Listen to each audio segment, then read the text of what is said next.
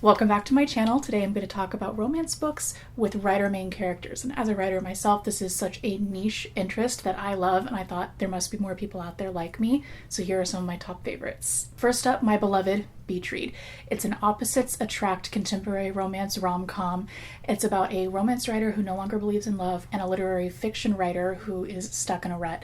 Both of them kind of are in like this writer's block territory, and they challenge each other to write the opposites genre. So she writes literary fiction, he writes romance for the summer to try to get out of their mutual stuck places that they're in. I love how this book balances discussions of grief and also humor and change in beliefs. It just does it really, really well, and the writing is very fun and bantery and sharp. I love the dialogue, the characters are great, nothing but good things to say. Next up, The Roughest Draft. They were literary darlings co-writing books together until something happened. Bit of a mystery. It turned their lives upside down. And so now they're facing a crossroads in both their personal and professional lives. And because of that, they're forced to reunite and write another book together. This had so many poignant moments about imposter syndrome and I don't know, like the inner machinations of being a writer. It articulated all of that so well. Next up is a second chance romance called 7 Days in June. It's about Eva, a best-selling erotica writer, and Shane, who is a reclusive, enigmatic, and award-winning writer himself.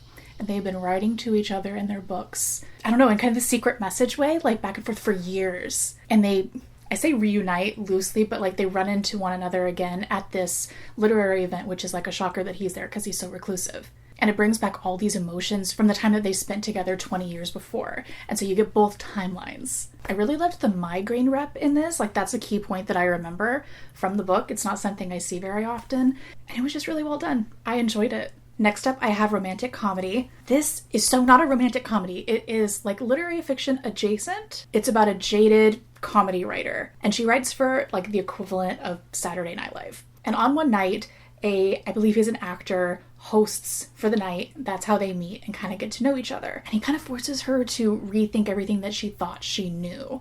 And I love a change in belief thing that another character brings on. I found that this felt almost like memoir-esque. It felt really realistic and so human, and talks about like imposter syndrome and self-sabotage and insecurity. It really hit. Next up, we have Funny You Should Ask. This is the most like fun and bubbling of my recommendations here. It starts off as a writer writing a profile piece on an actor, and they just have such great communication. He ends up inviting her over because he's having a party later, and she goes, and then a thing happens. You don't know what the thing is. It drives the force of the story for a bit, and it kind of jumps to, I believe it's 10 years later, and there's very clearly this big rip, like something happened, you don't know what. And because of the success of this interview that Chani, the journalist, had, she is then asked to do another one all these years later, and you're trying to figure out how they feel about each other. You're wondering what happened. I particularly liked these kind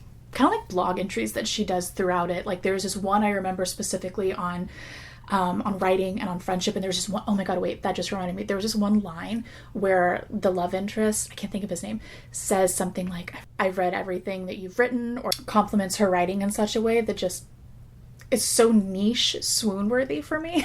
I loved it.